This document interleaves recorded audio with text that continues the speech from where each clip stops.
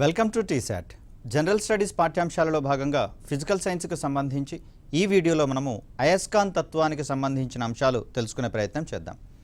Magnetism అనేటటువంటి ఈ concept మనకు అప్లికేషన్ తరహాలో అత్యధికంగా అడగబడుతున్నటువంటి పరిస్థితులలో, అదేవిధంగా కొన్ని భౌతికమైనటువంటి అంశాలకు సహేతుకమైనటువంటి కారణాలు కూడా ఇక్కడ అత్యధికంగా కనిపిస్తున్నటువంటి దరిమిల అసర్షన్ రీజనింగ్ టైప్ ఆఫ్ క్వశ్చన్స్కి ఎక్కువ ఆస్కారం ఉన్నటువంటి ఏరియాగా ఇది మనకు కనపడుతూ ఉంది. సో ఒకసారి వీటికి సంబంధించిన అంశాలు తెలుసుకునే ప్రయత్నం చేద్దాం. ఇక్కడ మనకు పిక్చర్లో కనిపిస్తున్నటువంటి ఈ రాయిని మనము లోడ్ స్టోన్ అని పిలుస్తాం. దీన్నే తెలుగులో అయితే సూదంటు రాయి అనేటటువంటి పేరుతో పిలుస్తాం. సో సూది అంటే ఇనుముకు సంబంధించినటువంటి పదంగా, అంటురాయి అంటే ఆకర్షించుకునేటటువంటి రాయిగా దీన్ని మనం చెప్తాం. సూదంటు రాయి లేదా లోడ్ స్టోన్. ప్రకృతిలో సహజంగా లభించేటటువంటి అయస్కాంత ధర్మాలు ఉన్నటువంటి వస్తువుగా మనం లోడ్ స్టోన్ గురించి పేర్కొంటాం. అఫ్కోర్స్ దీనికి తక్కువ పరిమాణంలో పదార్థాలను అంటే ఇనుముకు సంబంధించినటువంటి పదార్థాలను ఆకర్షించేటటువంటి స్వభావాన్ని కలిగి ఉంటాయి. మోరోవర్ బలహీనమైనటువంటి అయస్కాంత లక్షణాలు కలిగినటువంటి స్వాభావికమైనటువంటి సహజమైనటువంటి స్వతసిద్ధమైనటువంటి రాయిగా మనకు లోడ్ స్టోన్ అనేది కనిపిస్తూ ఉంది. మరి ఇక్కడ అయస్కాంతీకరించబడినటువంటి ఇనుప ముక్కలు కావచ్చు, అయస్కాంతత్వము, ఇవి సహజంగా అయస్కాంతీకరించబడినటువంటి ఇనుప ముక్కలుగా లోడ్ స్టోన్ గురించి మనం మాట్లాడుకుంటాం.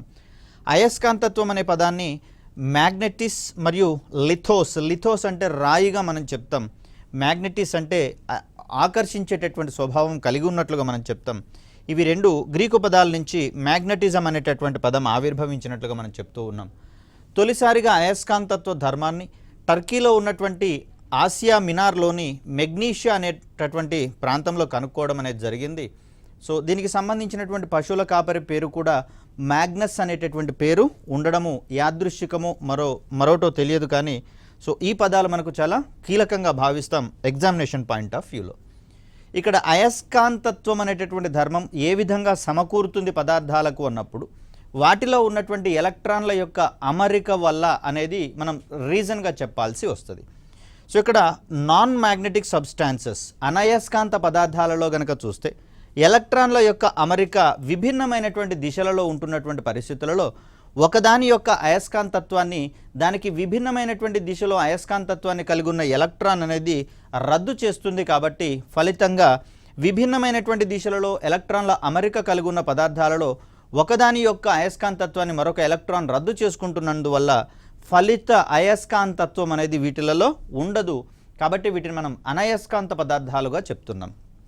ఇక అయస్కాంత పదార్థాల విషయానికి వచ్చేసరికల్లా వీటిలలో ఎలక్ట్రాన్లన్నీ కూడా ఒక క్రమబద్ధమైనటువంటి వరుస క్రమంలో ఉండడం అనేది మనం చూస్తూ ఉన్నాం. దీని ఫలితంగా దానికి ఆకర్షించేటటువంటి స్వభావం అనేది కలుగుతున్నట్లుగా మనం చూస్తాం. ఎలక్ట్రాన్ల క్రమబద్ధమైనటువంటి అమరిక వల్ల పదార్థాలకు లేదా అయస్కాంత పదార్థాలకు ఇతర ఇనుము లాంటి వస్తువులను ఆకర్షించే స్వభావం వస్తుందని చెప్పేసి చెప్తాం. సో అయస్కాంతత్వం ఆధారంగా పదార్థాలను మనం మూడు రకాలుగా వర్గీకరించుకునేటటువంటి ప్రయత్నం చేస్తూ ఉన్నాం. దీంట్లో మొదటగా మనము డయా అయస్కాంత పదార్థాలు చెప్తాం. అయస్కాంత క్షేత్రం చేత వికర్షించబడేటటువంటి పదార్థాలను మనము డయా అయస్కాంత పదార్థాలుగా చెప్తాం. ఇక్కడ మ్యాచ్ ద ఫాలోయింగ్ టైప్లో క్వశ్చన్ ఎక్స్పెక్ట్ చేయవచ్చు. సో ఈ పదార్థాలు ఎలక్ట్రాన్లు అనేటటువంటివి జతలుగా ఉండడం వల్ల వాటి ఫలిత అయస్కాంత భ్రామకం అనేది సున్నా అయ్యేటటువంటి అంశాన్ని ఇక్కడ మనం చూస్తాం.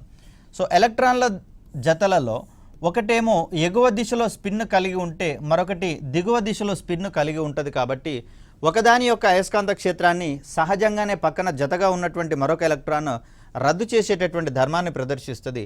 వాటి వల్ల ఫలిత అయస్కాంత భ్రామకం అనేది సున్నా అవ్వడం అనేది చూస్తాం. ఇక్కడ డయా అయస్కాంత పదార్థాలకు ఉదాహరణలు చూస్తే బంగారము, ఇత్తడి, వెండి, యాంటిమోని, తగరము, పాదరసము, బిస్మత్, ఇలా ఇవన్నీ కూడా మనకు డయా అయస్కాంత పదార్థాలకు ఉదాహరణలుగా మనం చూస్తాం.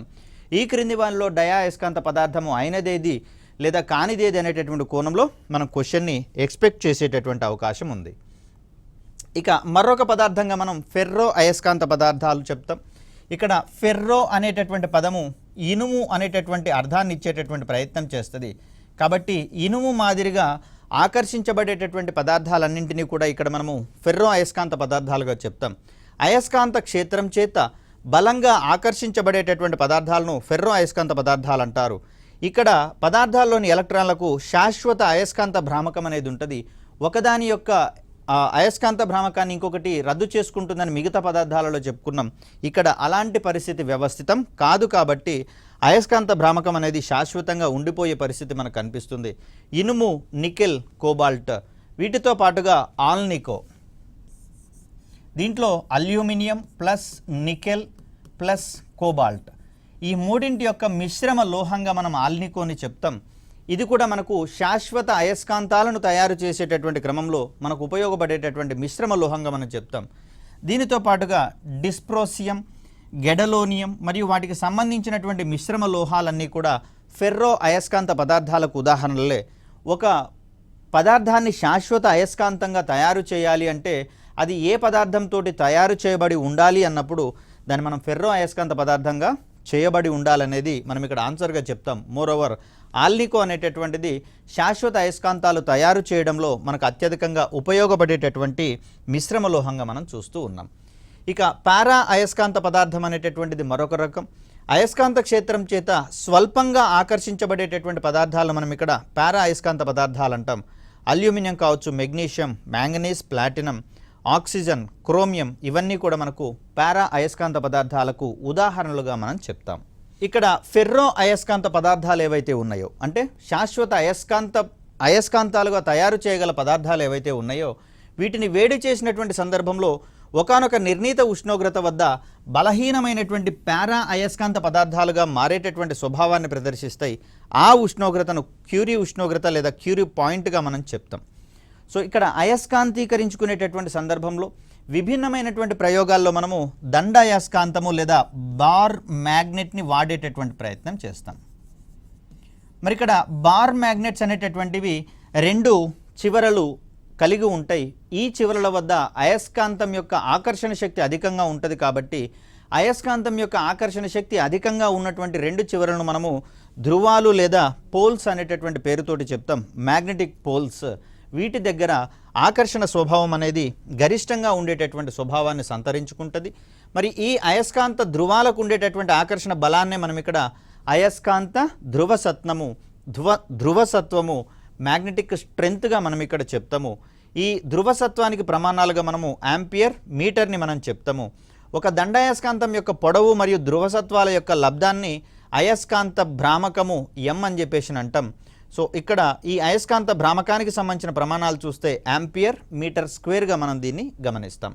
సో ధ్రువసత్వం అనేది రెండు చివరలో ఉన్నటువంటి ధ్రువాల యొక్క ఆకర్షణ బలంగా మనం చెప్తాం. ఆకర్షణ బలంతో పాటుగా ధ్రువసత్వంతో పాటుగా దాని యొక్క పొడవును కనుక పరిగణలోకి తీసుకొని రెండింటి యొక్క ప్రోడక్ట్ తీసుకుంటే మనకు అయస్కాంత భ్రామకం అనేది వస్తూ ఉంది. అయస్కాంత పదార్థాల యొక్క ధర్మాలను కనుక మనం చూసినట్లయితే ఒక పదార్థాన్ని అయస్కాంతీకరించినటువంటి సందర్భంలో వాటి పొడవు స్వల్పంగా పెరుగుతుంది అనేటటువంటి అంశాన్ని గుర్తుంచుకోవాలి. సో ఇక్కడ అనయస్కాంత పదార్థంలో ఎలక్ట్రాన్లేమో విభిన్న దిశలలో ఉంటున్నప్పుడు దాన్ని అయస్కాంతీకరించినటువంటి సందర్భంలో ఎలక్ట్రాన్లన్నీ కూడా ఒక క్రమ పద్ధతిలో అమరి ఉంటాయి కాబట్టి ఈ క్రమబద్ధమైనటువంటి అమరిక వల్ల దాని యొక్క పొడవు పెరుగుతుందనేటటువంటి కోణాన్ని మనం చూస్తాం. ఒక దండాయస్కాంతం యొక్క రెండు చివరల వద్ద ఆకర్షణ శక్తి అధికంగా ఉండేటటువంటి అవకాశం ఉంది. దీనికి ప్రధానమైనటువంటి కారణంగా ఇది ఒక బార్ మ్యాగ్నెట్ అనుకున్నప్పుడు దీని యొక్క మధ్య భాగం నుంచి కనుక మనకు గమనిస్తే రెండు వైపులకు ఎలక్ట్రాన్లు అనేవి నిర్దిష్టమైనటువంటి దిశలో అమరి ఉండేటటువంటి ప్రయత్నం చేస్తాయి. సో అదేవిధంగా ఇటువైపు చూస్తే మరొక ధ్రువం వైపుకి ఎలక్ట్రాన్లను అమర్చేటటువంటి ప్రయత్నం చేస్తాం. ఇక్కడ ఈ మధ్య ప్రాంతం ఏదైతే ఉందో సో విభిన్న దిశలలో ఎలక్ట్రాన్ల యొక్క అమరిక అనేది కనిపిస్తుంది కాబట్టి ఈ స్థానం వద్ద ఒక ఎలక్ట్రాన్ యొక్క అయస్కాంత భ్రామకాన్ని మరొక ఎలక్ట్రాన్ రద్దు చేస్తుంది కాబట్టి ఈ షేడెడ్ ప్రాంతం ఏదైతే ఉందో ఈ ప్రాంతంలో అయస్కాంతం యొక్క ఆకర్షణ శక్తి స్వల్పంగానే ఉండేటటువంటి అవకాశం ఉంది. ఒకానొక పొజిషన్లో అక్కడ ఉండదు అనే చెప్తాం మనం. అదేవిధంగా ఈ ధ్రువాల దగ్గరికి వెళ్తున్న కొద్దీ వీటి యొక్క ఫలిత అయస్కాంత భ్రామకాలు పెరగడం వల్ల ఈ చివరల దగ్గర వీటిని మనము నార్త్ పోల్ మరియు సౌత్ పోల్గా మనం పేర్కొంటూ ఉంటాం. ఈ చివరల దగ్గరే అయస్కాంతం యొక్క ఆకర్షణ శక్తి అత్యధికంగా ఉంటుంది కాబట్టి ఇనుప రజనను దీని మీద చల్లినట్లయితే అత్యధిక పరిమాణంలో ఇనుప రజన అనేది ధృవాల వద్ద అతుక్కొని ఉండేటటువంటి ప్రయత్నాన్ని మనం చూడవచ్చు. ఇది బి పాయింట్ యొక్క ఎక్స్ప్లెనేషన్గా మనం చూస్తాం. అయస్కాంత బిందువు వద్ద అయస్కాంతం యొక్క ధ్రువసత్వము చాలా శూన్యంగా ఉంటుందని చెప్పేసి అన్నాం. ఇంత క్రితమే మనం మాట్లాడుకున్నాం. పరస్పరం వ్యతిరేక దిశల్లో ఎలక్ట్రాన్ల అమరిక ఉండడం వల్ల ఫలిత అయస్కాంత భ్రామకం శూన్యం అవుతుంది కాబట్టి ఆ ప్రాంతం దగ్గర అయస్కాంత ధ్రువసత్వం అనేది జీరోగా ఉంటుంది.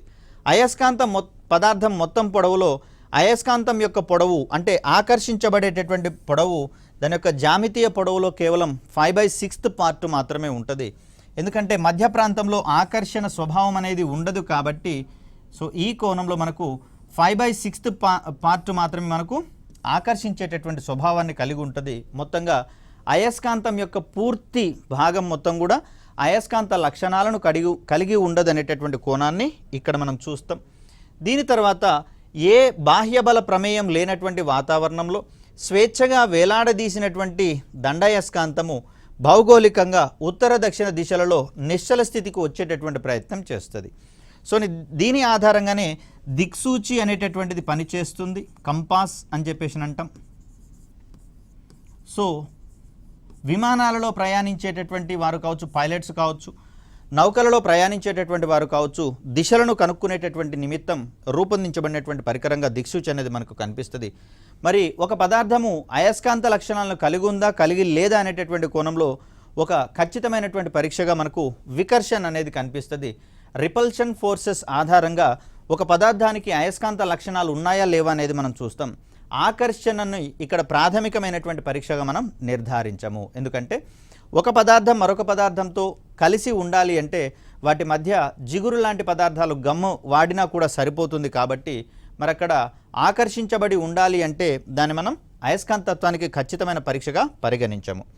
ఇక రెండు అయస్కాంత ధ్రువాలు గనక మనం తీసుకుంటే సజాతి ధ్రువాలు వికర్షించుకునేటటువంటి స్వభావాన్ని కలిగి ఉంటాయి. విజాతి ధ్రువాలు ఆకర్షించుకునేటటువంటి స్వభావాన్ని ప్రదర్శిస్తూ ఉంటాయి సహజంగా. సో ఇక్కడ అల్యూమినియం, నికెల్, కోబాల్టుల మిశ్రమాన్ని ఆల్నికో అంటాం. దీని సహాయంతో మనం శాశ్వత అయస్కాంతాలను తయారు చేసేటటువంటి ప్రయత్నం చేస్తాం. మనకు ప్రాచీన భారతదేశ చరిత్రలోనే అయస్కాంత ధర్మాలను ఆధారంగా చేసుకొని సుశ్రుతుడు వంటి వారు కంటి చికిత్సలను కూడా చేసినట్లుగా మనకు కనిపిస్తూ ఉంది. కళ్ళల్లో ఇరుక్కున్నటువంటి ఇనుప వస్తువులు ఏవైతే ఉన్నాయో వాటిని మొత్తం వెలికి తీయడానికి గాను ఈ ఇనుప వస్తువులను వాడినట్లుగా మనకు తెలుస్తూ ఉంది. సో అలా ప్రాచీన భారతదేశ చరిత్రలోనే అయస్కాంతాలకు సంబంధించినటువంటి ధర్మాలను ప్రజా ప్రయోజనార్థం వాడినటువంటి ఇన్సిడెంట్గా దీన్ని మనం చూడవచ్చు. ఇక అయస్కాంత భావాలను తొలుత అందించినటువంటి వ్యక్తిగా మనకు అరిస్టాటిల్ కనిపిస్తూ ఉన్నాడు. అయితే ఈ అయస్కాంతత్వానికి మూల పురుషుడిగా మనం విలియం గిల్బర్ట్ అనేటటువంటి వ్యక్తిని పేర్కొంటూ ఉంటాం. ఒక అయస్కాంతం చుట్టూత దాని యొక్క ఆకర్షణ ప్రభావం అనేది ఎంత మేరలో ఉంటుందో ఆ క్షేత్రాన్ని మనం ఇక్కడ అయస్కాంత క్షేత్రం అని చెప్పేసి అంటాం. ఇక్కడ దండాయస్కాంతానికి సంబంధించి చూస్తే ఇక్కడ కొన్ని నిర్దిష్టమైనటువంటి రేఖలు కనిపిస్తూ ఉన్నాయి.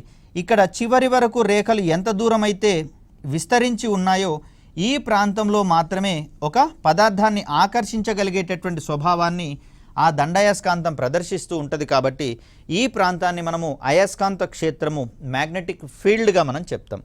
ఇక ఇక్కడ కనిపిస్తూ ఉన్నది మనకు సోలెనాయిడ్ అనేటటువంటి ఒక అమరికగా మనం చెప్తాం. ఒక తీగ చుట్ట, విద్యుత్ ప్రవహించేటటువంటి తీగ చుట్టలో మధ్య ప్రాంతంలో మనకు అయస్కాంత లక్షణాలు అనేవి అత్యధికంగా ఉంటాయి. కాబట్టి విద్యుత్ ప్రవహిస్తున్నంతసేపు ఈ రాగి చుట్ట కూడా చుట్టలుగా చుట్టబడినటువంటి రాగి తీగ చుట్ట కూడా అయస్కాంతంగా ప్రవర్తించేటటువంటి ప్రయత్నం చేస్తుంది. సో దీన్ని మనము విద్యుత్ అయస్కాంతము అనేటటువంటి పేరుతో పిలుస్తాం. విద్యుత్ ప్రవహించినంతసేపు మాత్రమే దీంట్లో అయస్కాంతత్వం అనేది ప్రేరేపించబడుతుంది. వన్స్ విద్యుత్తును గనక నిలిపివేసినట్లయితే దాని యొక్క అయస్కాంతత్వం అనేది రద్దు కావడం జరుగుతుంది. మనకు ఎంఆర్ఐ, మ్యాగ్నెటిక్ రెజోనెన్స్ ఇమేజింగ్ అనేటటువంటి ఈ స్కానింగ్ చేసేటటువంటి క్రమంలో ఈ విధమైనటువంటి విద్యుత్ అయస్కాంతాల యొక్క ప్రభావము అత్యధికంగా ఉన్నటువంటి పరిస్థితిని మనం చూస్తాం. సో ఇక్కడ అయస్కాంత క్షేత్రానికి సంబంధించినటువంటి ప్రమాణాలు కనుక మనం గమనిస్తే వెబర్ పర్ మీటర్, ఆయిర్స్టెడ్ అని, గాస్ మరియు టెస్లా అనేటటువంటివి మనకు ఇక్కడ అయస్కాంత క్షేత్రం యొక్క ప్రమాణాలుగా కనిపిస్తూ ఉన్నాయి. ఇక అయస్కాంత క్షేత్రంలో ఏ ఏ ప్రాంతాల వద్ద ఈ ఆకర్షణ ప్రభావాలు ఉంటాయి, ఆకర్షణ శక్తులు ఉంటాయని వివరించేటటువంటి కొన్ని నిర్దిష్టమైనటువంటి ఊహారేఖలను మనం గమనిస్తూ ఉంటాం. ఈ ఊహారేఖల్ని మనము అయస్కాంత బలరేఖలుగా మనం చెప్తాం. ఇక్కడ జాగ్రత్తగా గమనించండి. సో ఇటువైపు మనకు సౌత్ పోల్ అనేది వ్యవస్థితమై ఉంటుంది, ఇక్కడ మనకు నార్త్ పోల్ అనేది వ్యవస్థితమై ఉంటే ఇక్కడ నార్త్ పోల్ వెంబడి అయస్కాంత బలరేఖలు బయలుదేరి సౌత్ పోల్ వద్ద అంతమవుతున్నట్లుగా మనం ఇక్కడ చూస్తాం. అదేవిధంగా రెండు చివరలలో ఉన్నటువంటి ధృవాల వద్ద ఈ అయస్కాంత బలరేఖల యొక్క సాంద్రత గరిష్టంగా ఉంటున్నట్లుగా చూస్తూ ఉన్నాం. ఎక్కడైతే బలరేఖల సాంద్రత గరిష్టంగా ఉంటుందో ఆ చివరల వద్ద అయస్కాంతం యొక్క ఆకర్షణ శక్తి అధికంగా ఉంటుందనేది గుర్తుంచుకోవాలి. నెక్స్ట్ చూస్తే ఏ రెండు అయస్కాంత బలరేఖలు కూడా ఒకదానితో ఒకటి ఖండించుకోవడం లేదు లేదా వాటిని దాటి వెళ్ళడం లేదనేటటువంటి అంశాన్ని గుర్తుంచుకోవాలి. అయస్కాంత బలరేఖల యొక్క లక్షణాలు, అయస్కాంత బలరేఖలు అనేవి సరళ సంవృత వలయాలుగా మనకు కనిపిస్తూ ఉన్నాయి, కానీ అవి క్లోజ్ అయినట్లుగా మనకు బార్ మ్యాగ్నెట్ లోపల వైపున కనిపిస్తూ ఉన్నాయి. ఇవి ఉత్తర ధ్రువం నుంచి బయలుదేరి దక్షిణ ధ్రువంలో అంతమయ్యేటటువంటి ఒక అంశంగా దీన్ని మనం చూస్తాం. దండాయస్కాంత ధ్రువాల వద్ద అయస్కాంత బలరేఖల సాంద్రత అధికంగా ఉంటుందని, సో ఇవి ఒకదానినొకటి ఖండించుకోవని, అదేవిధంగా ఇవి సమాంతరంగా ఉండేటటువంటి అయస్కాంత బలరేఖలు ఎక్కడ వ్యవస్థితం అవుతాయి అంటే సోలనాయిడ్ అనేటటువంటి దాని గురించి మనం మాట్లాడుకున్నాం ఇంత క్రితం. దాంట్లో తీగ చుట్ట మధ్య ప్రాంతంలో మాత్రమే అయస్కాంత బలరేఖలు పరస్పరం ఒకదానితో ఒకటి సమాంతరంగా ఉంటాయి. వెలుపలకు వచ్చినటువంటి సందర్భంలో తిరిగి బార్ మ్యాగ్నెట్కి సంబంధించినటువంటి ధర్మాలే ఇక్కడ మనకు వర్తించేటటువంటి అవకాశం ఉంది. సో ఇక్కడ అయస్కాంతీకరణ విధానాలకు సంబంధించి కనుక మనం గమనిస్తే ఇక్కడ ఇనుము వంటి అనయస్కాంత పదార్థాలను కొన్ని ప్రత్యేక విధానాల ద్వారా అయస్కాంతీకరించేటటువంటి ప్రయత్నం చేయవచ్చు. దీంట్లో భాగంగా మనకున్నటువంటి పద్ధతులుగా వేడి చేసి చల్లార్చేటటువంటి పద్ధతి ప్రాచీన కాలం నుంచి కూడా దీన్నే అధికంగా వాడినటువంటి పరిస్థితులు మనకు కనిపించేవి.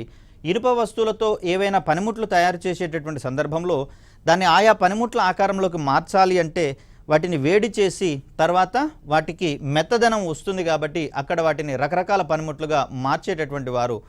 ఈ కోణంలో చూస్తే వేడి చేసిన తర్వాత అదేవిధంగా చల్లార్చినట్లయితే ఇనుప వస్తువులకు ఆకర్షించేటటువంటి స్వభావం వస్తుంది. కాకపోతే ఇక్కడ మనకు ఈ ఆకర్షణ శక్తి అనేది చాలా స్వల్పంగానే ఉంటుంది కాబట్టి ఇలాంటి అయస్కాంతాలు బలహీన అయస్కాంతాలుగా మనకు పరిగణించబడడం అనేది జరుగుతుంది. సో ఇలా ఉత్తర దక్షిణ ధృవాలుగా అమర్చి వాటిని సుత్తితో కొడుతూ చలార్చినటువంటి సందర్భంలో భూ అయస్కాంత క్షేత్ర ప్రభావం వల్ల ఇక్కడ ఇనుప ముక్క కూడా అయస్కాంతీకరించబడుతుంది. దీన్నే మనము అయస్కాంత ప్రేరణ ధర్మంగా కూడా మనం చెప్పుకోవచ్చు. అంటే భూ అయస్కాంతం వల్ల ఇది ప్రేరేపించబడి అయస్కాంతంగా మారింది కాబట్టి అలాంటి సిచ్యువేషన్లో దాన్ని అయస్కాంత ప్రేరణగా మనం చెప్తాం. నెక్స్ట్ మనకు ఏకస్పర్శ విధానం అనేటటువంటిది ఉంది. అయస్కాంతీకరించవలసినటువంటి ఇనుప ముక్కను ఒక కొన నుంచి మరొక కొనకు దండాయస్కాంతం యొక్క ఉత్తర ధ్రువంతోటో లేకపోతే దక్షిణ ధ్రువంతోటో ఒక చివరి నుంచి మరొక చివరి వరకు రుద్దుతూ పోతున్నట్లయితే కొన్ని ప్రయత్నాల తర్వాత ఆ ఇనుప ముక్క అయస్కాంతంగా మారేటటువంటి స్వభావాన్ని కలిగి ఉంటుంది. నెక్స్ట్ ద్విస్పర్శ విధానంలో ఆ అనయస్కాంత పదార్థం యొక్క మధ్య భాగం నుంచి మొదలుకొని రెండు చివరల వైపుకి ఈ అయస్కాంత పదార్థాలతోటి రుద్దుతూ వెళ్తున్నట్లయితే కొన్ని ప్రయత్నాల తర్వాత అది అయస్కాంతంగా మారేటటువంటి స్వభావాన్ని కలిగి ఉంటుంది. నెక్స్ట్ ఇంకొకటి మనకు అయస్కాంత ప్రేరణ ధర్మం అనేది కనిపిస్తూ ఉంది. అయస్కాంతానికి అతుక్కొని ఉన్నటువంటి ఇనుప వస్తువులు ఏవైతే ఉన్నాయో ఇవి కూడా అయస్కాంత పదార్థాలుగా ప్రవర్తిస్తూ మరికొన్ని ఇనుప వస్తువుల్ని ఆకర్షించేటటువంటి స్వభావాన్ని కలిగి ఉంటుంది. కాబట్టి చూడండి ఇక్కడ ఈ యూ షేప్లో ఉన్నటువంటి అయస్కాంతాన్ని మనము గుర్రపు నాడ అయస్కాంతము అంటాం.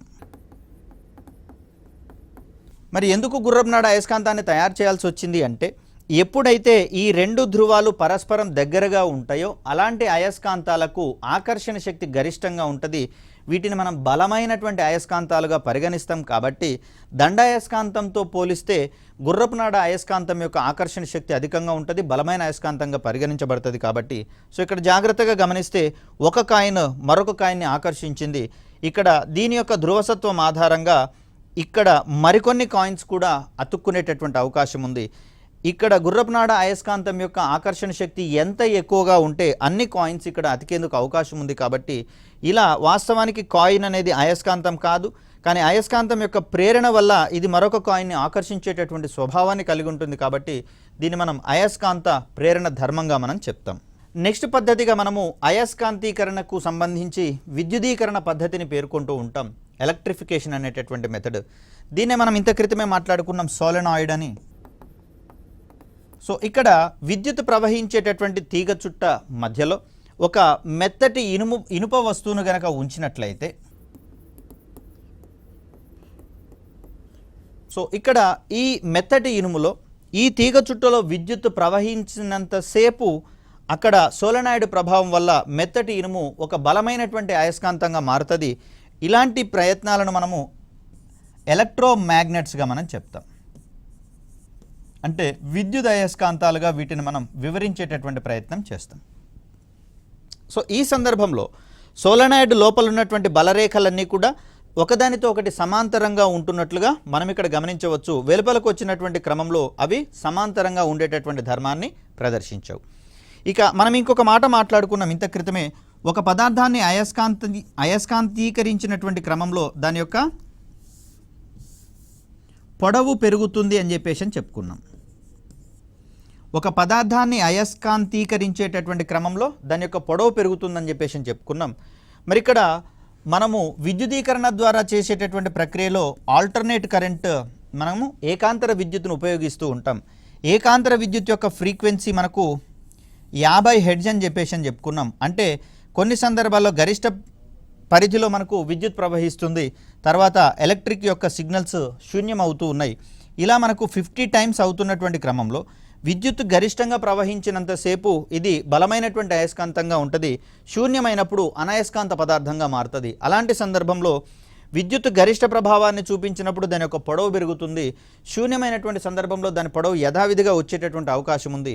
దీన్నే మనం ఒక రకంగా కంపనాలుగా మనం చెప్తాం, సరళ హరాత్మక చలనానికి సంబంధించినటువంటి అంశంగా చెప్తాం. మరి ఈ సందర్భంలో కంపించే ప్రతి వస్తువు నుంచి ధ్వని వెలువడుతుందని చెప్పేసి మనందరికీ తెలుసు. కాబట్టి ఈ కంపనాల వల్ల, ఇలాంటి సోలెనాయిడ్లో ఏర్పాటు చేసినటువంటి మెత్తటి ఇనుము చేసే కంపనాల వల్ల అతిధ్వనులు వెలువడేటటువంటి అవకాశం ఉంది. సో అతిధ్వనులను ఉత్పత్తి చేసేటటువంటి కోణంలో ఇది మనకు ఉపయోగపడేటటువంటి ఒక అంశంగా మనం చూడవచ్చు. సోలెనాయిడ్ ఒక బలమైన అయస్కాంతంగా పనిచేస్తుంది. ఇక్కడ అయస్కాంతాల యొక్క స్వభావాన్ని రద్దు చేసేటటువంటి క్రమంలో అయస్కాంతాలను వేడి చేసినా, సుత్తితో కొట్టినా కూడా వాటి యొక్క అయస్కాంతత్వం రద్దు అవుతుందని, అదేవిధంగా సజాతి ధ్రువాలను అలాగే కలిపి ఉంచి రబ్బర్ పట్టీతో వేసి కొంతకాలం అలాగే ఉంచితే వాటి యొక్క అయస్కాంతత్వం అనేది పరస్పరం రద్దు చేసుకుంటాయని చెప్పేసి కూడా మనకు కొన్ని అంశాలైతే తెలుస్తూ ఉన్నాయి. ఇక దీని తర్వాత మనం చూడాల్సినటువంటి మరొక కీలకమైనటువంటి విషయం, భూమి కూడా ఒక సహజమైనటువంటి అయస్కాంతంగా ప్రవర్తిస్తుంది అని, ఈ అయస్కాంతం వల్ల మనకు అనేక ప్రయోజనాలు కల్పించబడుతున్నాయని చెప్పేసి, అనేకమైనటువంటి విద్యుదావేశిత కణాల నుంచి ఈ భూమి యొక్క అయస్కాంతత్వం అనేది మనల్ని కాపాడుతుందని, మనం వాడేటటువంటి అనేకమైనటువంటి ఎలక్ట్రానిక్ వ్యవస్థల్ని కూడా ఈ భూ అయస్కాంతత్వమే కాపాడుతుందని చెప్పేసి మనకు తెలుసు. ఎర్త్ యొక్క ఈ అయస్కాంతత్వ ధర్మాలను మనము జియోమాగ్నెటిజం అనేటటువంటి పేరుతోటి అధ్యయనం చేసేటటువంటి ప్రయత్నం చేస్తాం. మరి దానికి సంబంధించినటువంటి కొన్ని అంశాలను కనుక మనం చూస్తే, భూమి కూడా ఒక పెద్ద అయస్కాంతంగా ప్రవర్తిస్తుంది అని విలియం గిల్బర్ట్ ప్రతిపాదించడం జరిగింది. భూమి యొక్క అయస్కాంతత్వాన్ని అధ్యయనం చేసేటటువంటి శాస్త్రాన్ని మనం ఇక్కడ జియోమాగ్నెటిజంగా పేర్కొంటాం.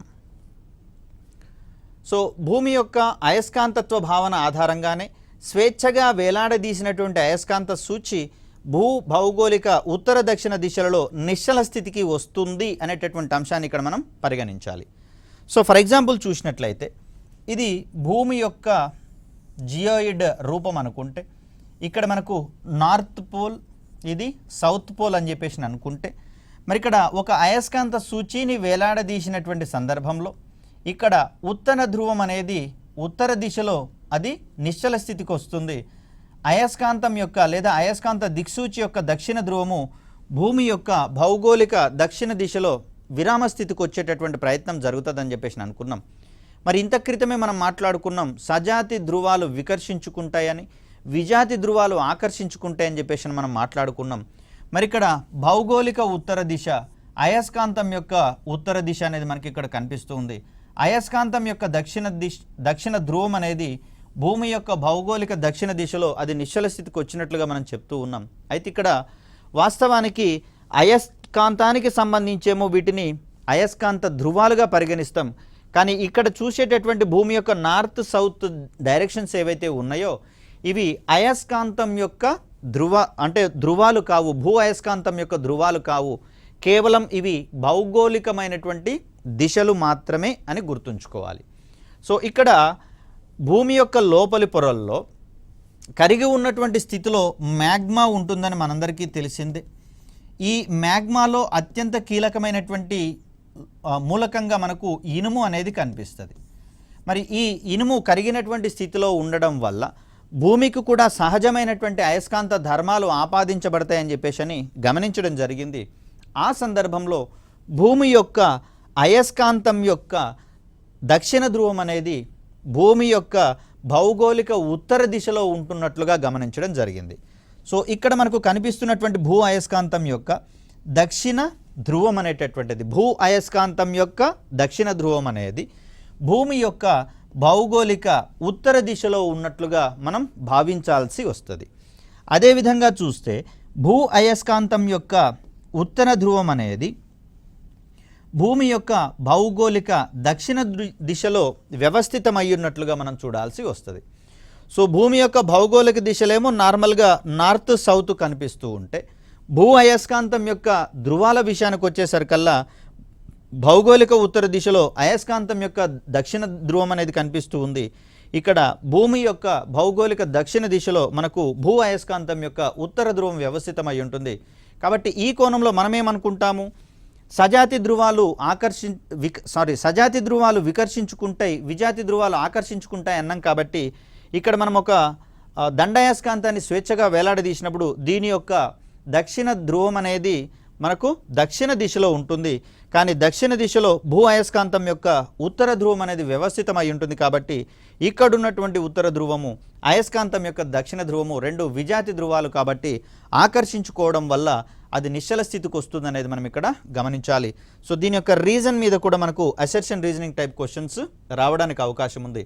మరి ఇలాంటి భూ అయస్కాంత క్షేత్రము భూ ఉపరితలం నుంచి సుమారుగా 5.28 లక్షల కిలోమీటర్ల దూరం వైపుకి ఆవరించి ఉన్నటువంటి సందర్భంలో ఇక్కడ సూర్యుడు ఇతర నక్షత్రాల నుంచి వెలువడేటటువంటి ఆవేశిత కణాలు ఏవైతే ఉన్నాయో ఎలక్ట్రాన్లు కావచ్చు, ప్రోటాన్స్ కావచ్చు, వీటితో పాటుగా ఫాజిట్రాన్స్ అనేటటువంటి ఆవేశిత కణాలు నిరంతరం భూమి వైపుకు దూసుకొని వచ్చేటటువంటి ప్రయత్నం చేస్తాయి. మరి ఈ ఆవేశిత కణాలు భూ వాతావరణంలో కనుక ఎంటర్ అయినట్లయితే భూమి మీద ఉన్నటువంటి ఎలక్ట్రానిక్ వ్యవస్థలన్నీ కూడా ధ్వంసమయ్యేటందుకు, నాశనమయ్యేటందుకు అవకాశం ఉంది. కాబట్టి ఈ ఆవేశిత కణాలను భూమి యొక్క అయస్కాంత క్షేత్రము భూ వాతావరణంలోకి ఎంటర్ కానివ్వకుండా, ప్రవేశించకుండా అడ్డుకుంటూ ఉంటుంది.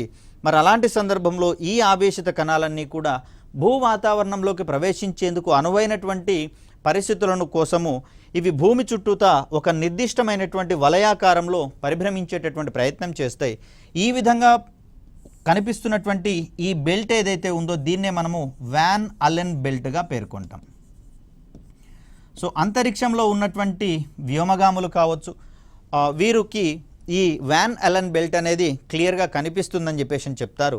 మరి కొన్ని నిర్దిష్టమైనటువంటి సమయాలలో ఈ వాన్ అలెన్ బెల్ట్లో ఉన్నటువంటి ఆవేశిత కణాలు ధ్రువ ప్రాంతాల వద్ద భూ వాతావరణంలోకి ప్రవేశించి అక్కడ ఉన్నటువంటి వాతావరణ కణాలను ఉత్తేజితం చెందించేటటువంటి ప్రయత్నం చేస్తాయి. ఇలా ఉత్తేజితం చెందించడం వల్ల ఆ ఆవేశిత కణాలు భూ వాతావరణ కణాలతోటి ఉత్తేజితం చెందించడం వల్ల మనకు అక్కడ ధ్రువాల దగ్గర ధ్రువ జ్యోతులు అరోరాస్ అనేటటువంటివి ఏర్పడే అవకాశం ఉంది. మరి ఈ సందర్భంలో ఉత్తర ధ్రువం వద్ద, నార్త్ పోల్ వద్ద, భూమి యొక్క నార్త్ పోల్ వద్ద ఏర్పడేటటువంటి ఈ ధ్రువ జ్యోతులను అరోరా బొరియాలిస్ అనేటటువంటి పేరుతోటి చెప్తాం. అరోరా బొరియాలిస్.